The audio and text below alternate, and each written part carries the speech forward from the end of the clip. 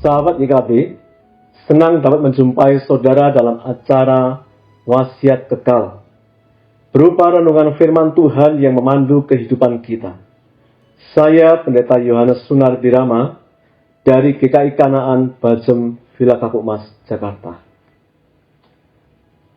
Renungan kita pada hari ini, 9 Juni 2026, ditulis oleh Pendeta Sri Agus Patnaningsih yang berjudul Memegang Perjanjian yang Kudus dan didasarkan pada Kejadian pasal 17 ayat yang pertama sampai ayatnya yang ke-27.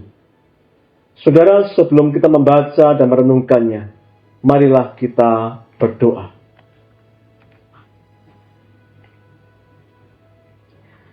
Ya Tuhan Allah yang setia, saat ini kami datang kepadamu dengan hati yang rindu untuk mendengarkan firman-Mu.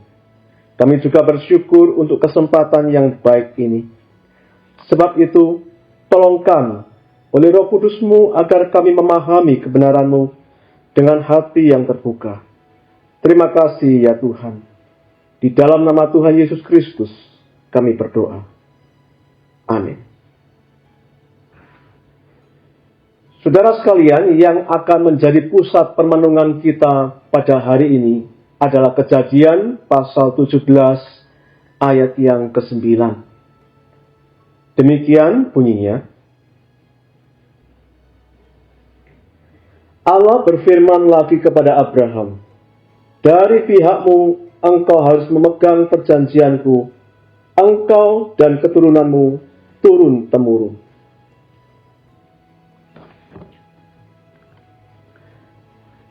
Saat seorang anak diangkat jadi pewaris raja, ia diberi jubah, kehormatan, dan janji yang besar.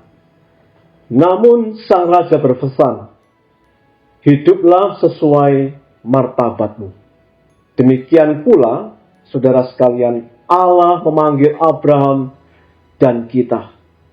Dalam Kejadian pasal 17 ayat yang pertama, Tuhan memanggil Abram yang kemudian menjadi Abraham untuk hidup tidak bercelah. Allah bukan sekedar memberi janji, ia juga menuntut kesetiaan dari umat yang dikasihi. Dalam ayat yang ke-9 ditegaskan lagi bahwa Allah memanggil Abraham dan keturunannya untuk memegang perjanjian dengannya. Ini bukan perintah satu kali, melainkan panggilan seumur hidup. Dalam hubungan perjanjian, Allah berinisiatif memberi janji dan manusia dipanggil untuk menanggapi. Hubungan perjanjian itu ditandai dengan sunat. Tanda sunat diberikan bukan sebagai beban, melainkan sebagai lambang hidup yang dipisahkan atau dikuduskan bagi Tuhan. Abraham taat meski tak mengerti semuanya. Ia percaya kepada Allah yang memanggilnya. Ketaatannya menjadi warisan iman turun-temurun dan teladan bagi umat percaya sepanjang zaman. Saudara, kita pun dipanggil dalam perjanjian kasih yang kekal. Bukan dengan sunat jasmani, melainkan dengan hati yang diserahkan kepada Tuhan. Bukan sekedar menanti berkat, tetapi hidup taat di hadapannya setiap hari. Ini adalah komitmen berjalan bersama Tuhan, menyerahkan arah hidup kepadanya, dan taat melakukan kehendak-Nya. Amin. Mari kita berdoa.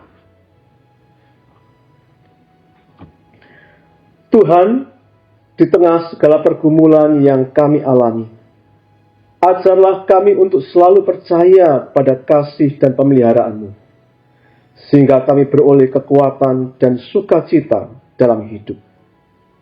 Dalam nama Tuhan Yesus Kristus, kami berdoa. Amin.